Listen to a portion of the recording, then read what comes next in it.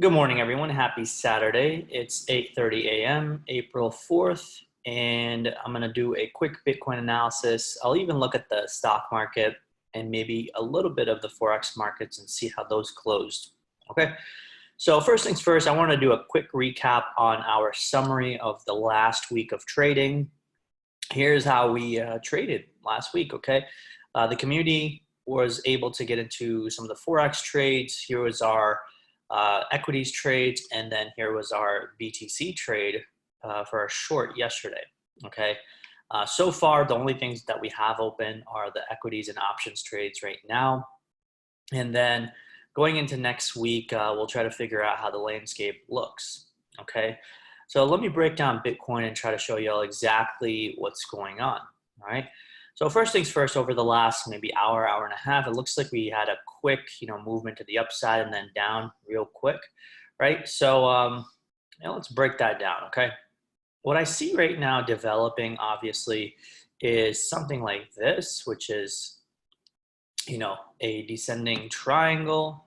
I would probably say that's pretty obvious, right? Descending triangles are oftentimes bearish, but they have a slight tendency to have a continuation pattern. All right, so meaning that, if this is the price coming into the descending triangle, then it's supposed to break up. But more often than not, in my experience in Bitcoin, descending triangles have often been bearish, okay? And I can show you that on a larger time frame perspective. Like, for example, if we go back to the daily chart, here's a big descending triangle in 2019, right? You could see it like this. There's your bottom, there's your top of the descending triangle, boom, breaks down. This was obviously a short squeeze and then breaks down further. Let me show you guys another one, which is probably a little bit more obvious. The biggest one that we had in 2018, right? Pretty big descending triangle right there, okay? Now, I'm not saying that we look at descending triangles just as, this pattern itself. You got to figure out what's happening internally with the volume as well, right? More often than not, with patterns like this, and especially descending triangles, you'll see a bit of a contraction in the volume right near the end before it's about to break down. So you could see right there, right near the end of the descending triangle, you could see very diminished volume, and then finally the big capitulation volume comes in, very high sell side volume. Okay, same thing right here, right? Bottom of the triangle right here, very, tightened volume to the low side right there, right near the end, and then boom, big capitulation volume. Okay, so if we were looking at that right now, right, so what's the volume looking like, right? So you could see, pretty big volume, right? Smaller volume, somewhat smaller volume, and slightly a bit more clustered here, a bit more clustered here, but far more, lesser and infrequent, right? So I'd probably say, excuse me, when the price kind of like just sits around the support area like this, and you see diminished volume, like very thin volume right here, chances are it's probably going to break down. Okay, very high chances actually. I'd probably say 60 to 70% chances.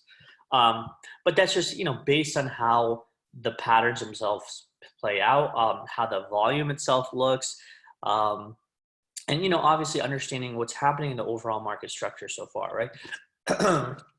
If we look at the S&P 500, okay, we could see clearly that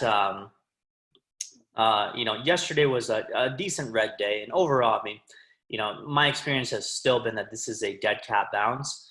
Notice that over the last 3 days, we have not been able to reclaim this gap down right here.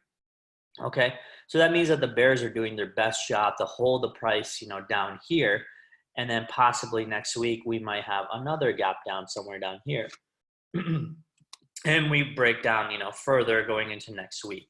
Okay, so that's kind of my thought process, right, in terms of equities. So if equities are going to start selling off, I would more than likely figure Bitcoin's going to start selling off. Okay, so the only thing I'm really looking forward to is shorts.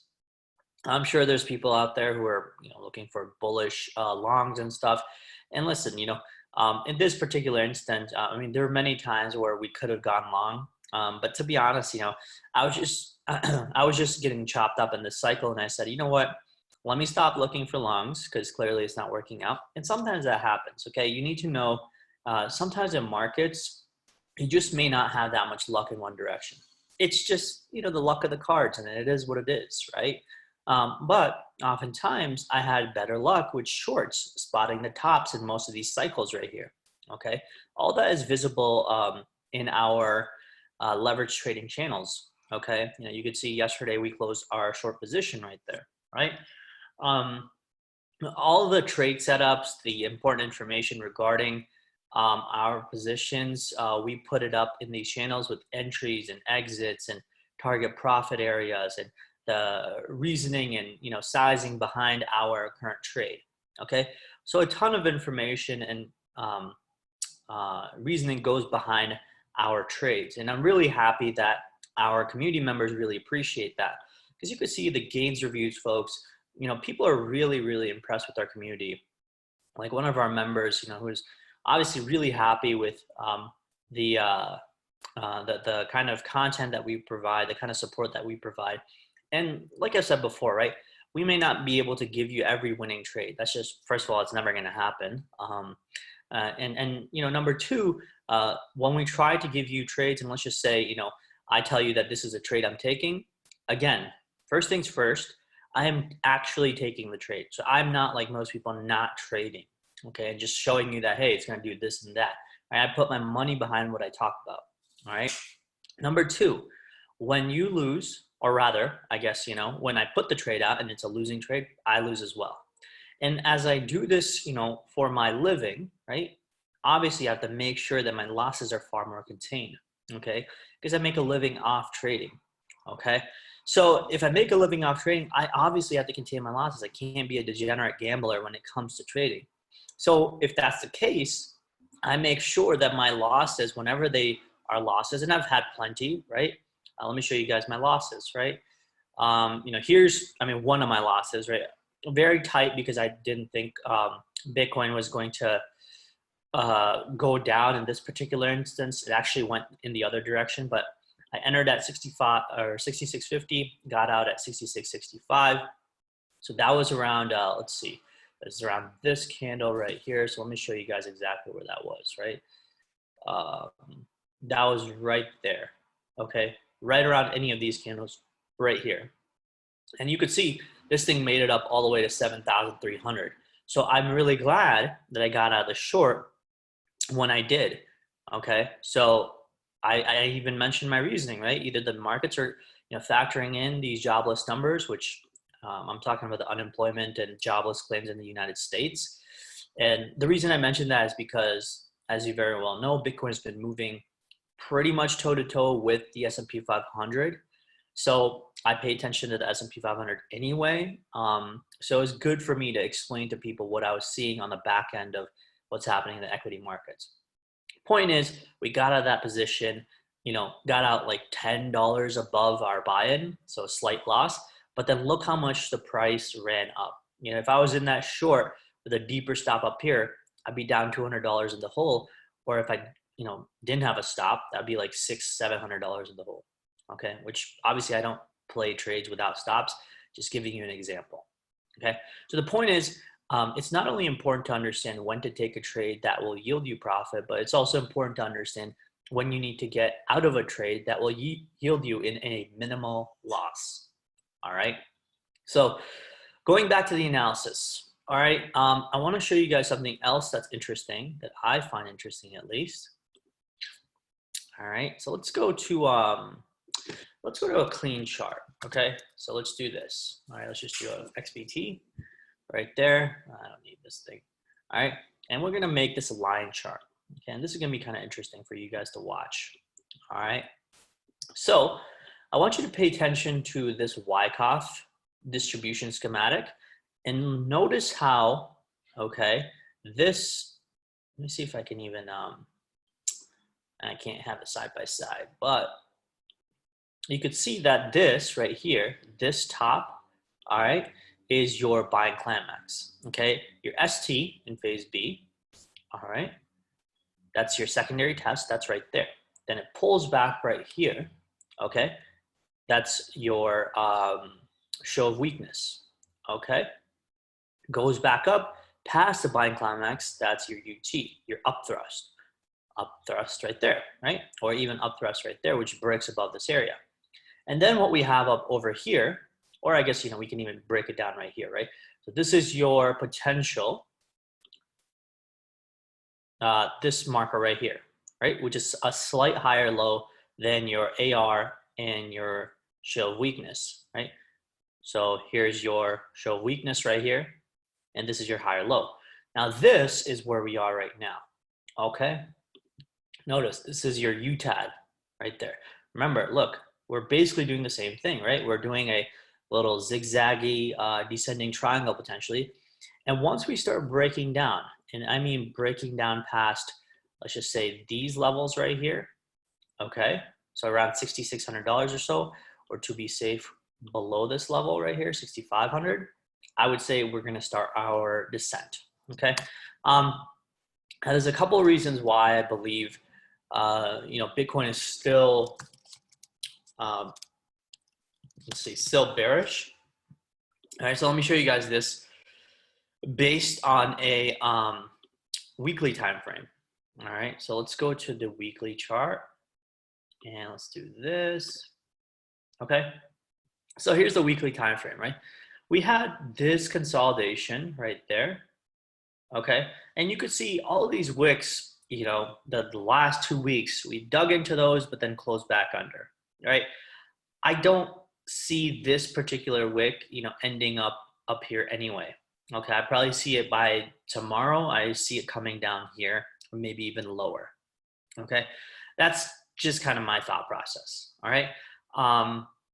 So all we're really doing is, flipping this previous weekly consolidation into resistance right now. That's how I see it, right? A bull may see it as, hey, we keep hammering on this resistance over and over, but the fact of the matter is we haven't closed up here or even above this area, which would be about 7,800 or so, okay? If we go up something like this and we close above this area, I think that's very bullish. So if we close above $7,800, I'd probably say we're probably gonna head back up to 10,000 at the very least, and maybe all the way up here around 11,400. But the point is, and the fact of the matter is, we haven't done that. All we're really doing is hovering around this area that was previous consolidation as a support and now turning into resistance, okay? All right, number two, if we start going on the smaller time frames, okay, you could look at this as in a couple of different ways, all right? So let's get rid of this line right here. All right, if we do something like this, okay, we're sitting basically right in a key SR level, okay? This was, obviously resistance right there, support, support, support, resistance all the way up here. And now we may even come back to this 6.4, 6.5 area and test that as support and then potentially push off higher, okay? If and when we start breaking down and start going up like this and start testing that area as resistance, that would be my short trigger, stop up here or stop up here just to have a deeper stop and then start writing this down, okay? Now, if you want a bigger confirmation, right? Say you want, okay, well, you don't believe that Bitcoin is going to break down yet, but you do want to short at some point, you could do something like this, okay? You could look at the 4-hour time frame and look at the big SR level for the last month, and that's this area right here, around $5,600 to about $5,900. Okay, so that $300 range. So in this area right here, once price comes back to this area, watch for the reaction from this area to the upside, or if it starts breaking down from here and starts testing that as resistance, that's your short. Stop over here. And you can start riding this down into the 4,000s or the 3 years, or the 3,000s or the 2s, okay? Another reason why I think things are getting interesting is because we rejected right off the yearly open right there, which, obviously is a great sign because as a bear, it's a great sign. because the yearly open, because it's such a big level on the monthly and the yearly, it's going to obviously hold price down, right? So the fact that it held price down, chances are it's probably going to break down further, okay? So how far is it going to break down? Hard to say at present moment, but like I said, if you start looking at that first level of 6566, that'd be your first key support. Beyond that, I personally think we could, gravitate all the way to, this 5.6 to 5.9 area. Okay, so you have a couple options. You can long here when price comes down here, or you can long here when price, comes down to 6.566, or you can wait for the 6.566 area to break and short and target down here. Okay. Aside, from Bitcoin, right? Looking the way it does on the 4-hour, okay, you could see on the daily, I mean, it's developing, something like a very tightening, coiling price action, all right? At least that's kind of what I see, something like this developing, okay? Broader movement right here, bit of a tightening, now it's, very much tightening, right? So something else to keep your eye on, okay? There's another particular way where you can draw the 4-hour, ascending parallel channel, and that's something like this, as you're seeing right now. Okay, so if you look at this area particularly, right? Obviously, it's been held up, from way back here, 13th of March, first touch, second touch, third, fourth, and now we might be coming back to it over the next several hours. Chances are high that it could pop up for another bounce, but I would say that bounce is going to be limited because over the last, over the last 5-7 days, we've touched it, once, twice, and we're going to start touching it again. So the more frequent the touches are towards support, even diagonal supports like this trend line that you're seeing, I would probably say the weaker that trend line gets. Okay, so in this particular instance, first touch, decent. Second touch, got weaker.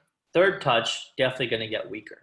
Okay, so alternatively, if you start seeing the breakdown past this area, that's your other area where you could potentially short. Okay, once you start seeing the breakdown past this channel.